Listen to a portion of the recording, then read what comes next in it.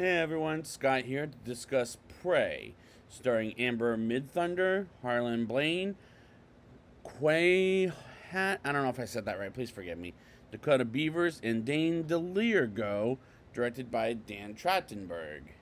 Now, going straight to Hulu, which I have, I watched the movie twice, thank God, because there were some things that I picked up that could reference not only the first Predator movie but other movies. And after that pile of shit movie called The Predator, this needed a upgrade. We'll talk. I'll talk about it, and you'll see what I mean. Let's get into this movie. The year is 1719, as we meet a young Indian woman. Forgive the pun.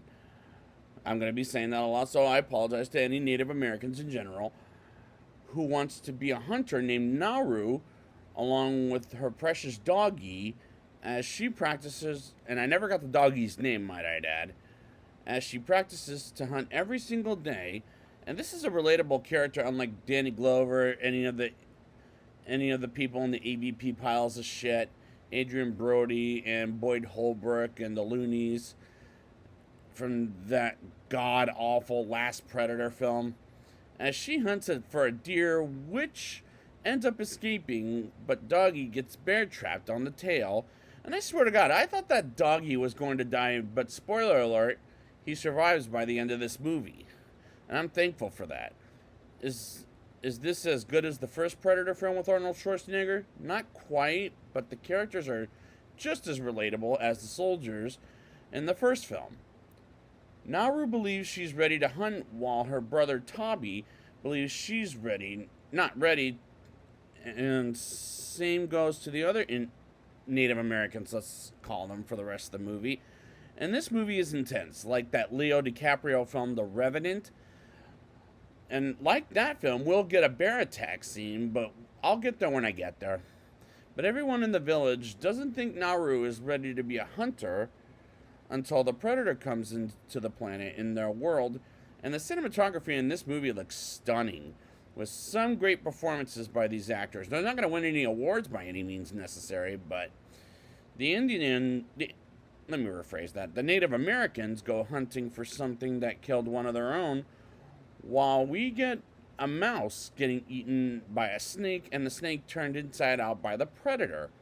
And this movie's bloody violence is the best explanation for the R rating, which makes perfect sense as far as I'm concerned. The Native Americans find one of their own is wounded thanks to Naru and her doggie, as Naru gives him some medicine as Doggie finds him, and Toby to find the creature that wounded one of their own, one of their own on his own, which is a bad idea, because what if he gets killed, but eventually he comes back with the head of a lion, and the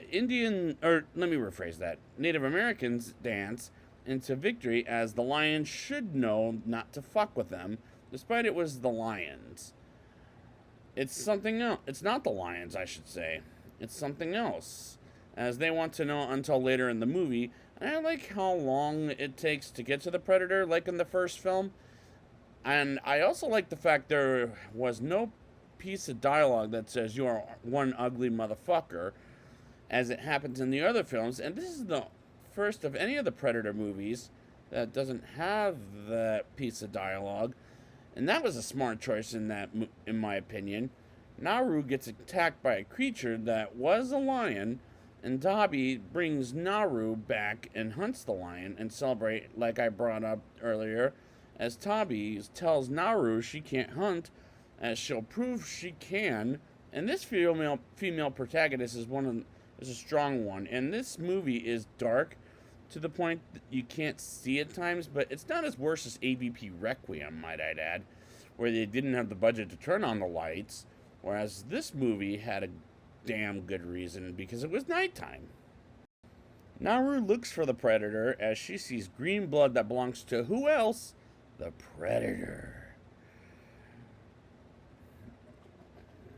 Next scene, we see the Predator witnessing a motherfucking coyote, or maybe it was a wolf, I don't know, going after a rabbit until it bumps into the predator, and the predator fights and kills the coyote/wolf.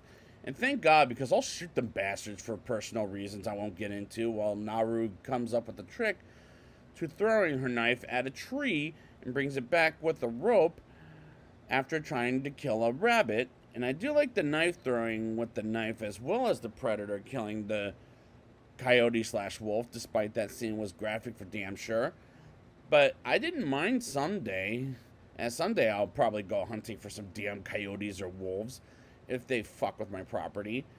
Naru sees the work of the predator, which is skinning the animals, and that is graphic sure, but that's any predator movie. So I like that moment in the film.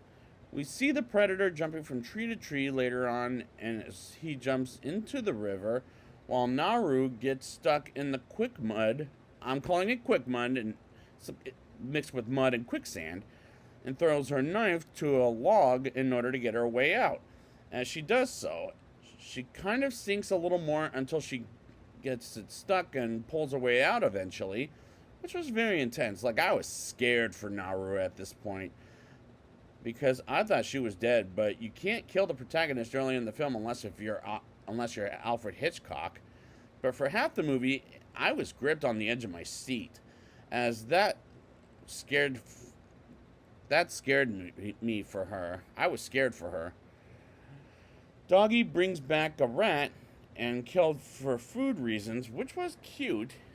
But we move on to a scene that reminded me of a hell of a lot of that Leo DiCaprio movie, The Revenant, with the bear attack, as Doggy makes the bear chase after him, while Naru gets her bow together, and Doggy comes back, and the bear goes after Naru and gets stuck on some pile of branches, and the bear versus the predator fight, as you might have seen in some points in the trailer, ends with the predator punching it and carrying it as the predator cuts it and makes it bleed.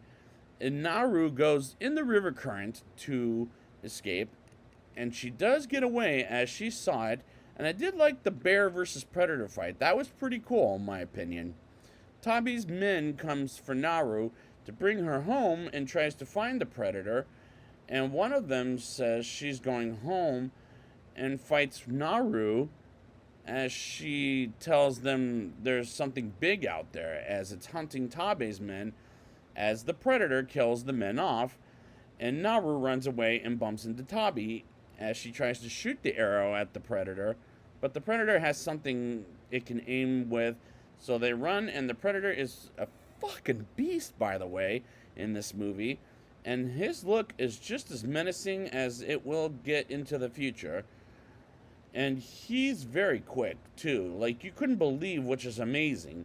And I do like the sequence, as it was cool too, as well as what it looked like. Naru gets bear trapped and bumps into some racist pilgrims. I think it's either pilgrims or they could be Frenchmen. I don't fucking know.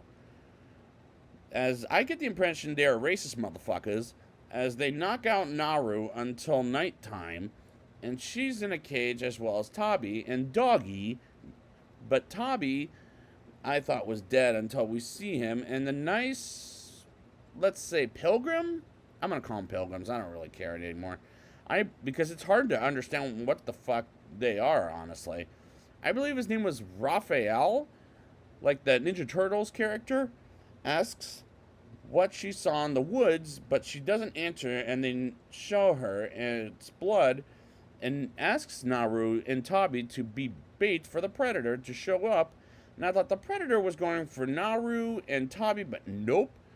It goes after the pilgrims and kills every single one of them racist motherfuckers as they escape. And I thought that was a great action by the predator, as this is so far a very good action film with stakes, unlike the previous films, with an exception of the first one.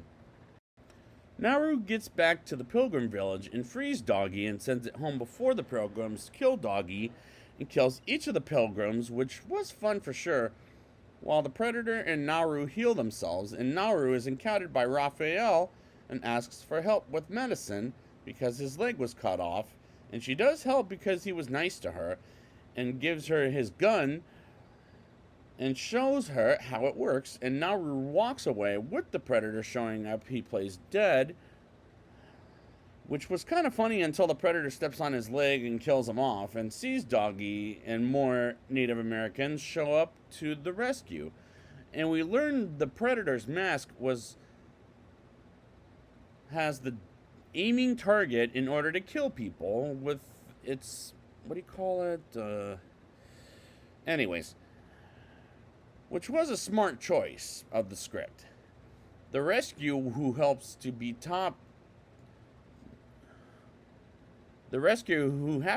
Toby is killed by the Predator while she puts some powder in the gun and points it at the Predator, and I thought, you can shoot him later, and she doesn't fire, which thank God for that, which is also a smart choice. And the rescue tells the chief of the Native Americans, god damn it, has been killed, but Naru is going to hunt for the Predator as Naru wakes up next to Doggy and sees the leader of the Pilgrims and almost shoots his ass to death, but instead knocks his ass out and uses him for bait, which serves him right. And I like the fact that she sleeps to lick her wounds and going after the head Pilgrim like I brought up before, and Naru monologues of how she's a hunter and will kill him like he did to Toby, and lets the Predator do it for her like I brought up just now. And it is graphic, as this entire fucking movie is, but at the same time, it's very intense. Like The Revenant, Naru shoots the Predator in the head and takes its mask off, and I thought that was the right time, despite it doesn't kill it, as she hides it in the tree. And I'm talking about the gun, by the way. As she hides in the tree to take a stab at the Predator, and Doggy gets some action on it as well.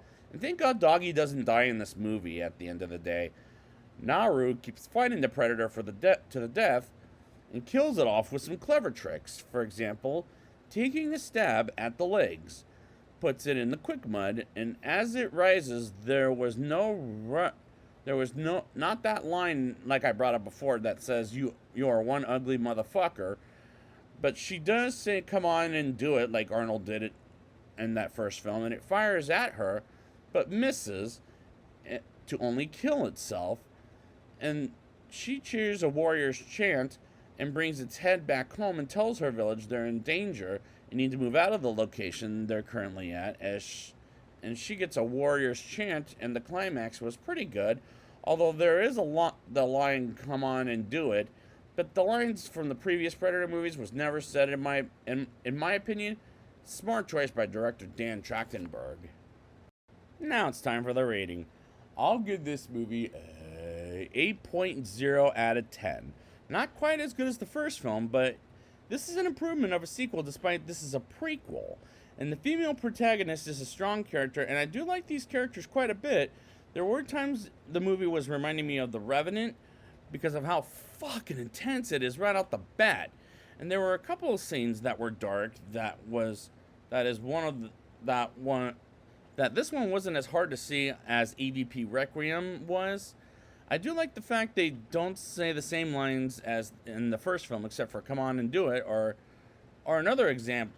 But here's a couple of examples I can think of that they didn't say. Get to the chopper!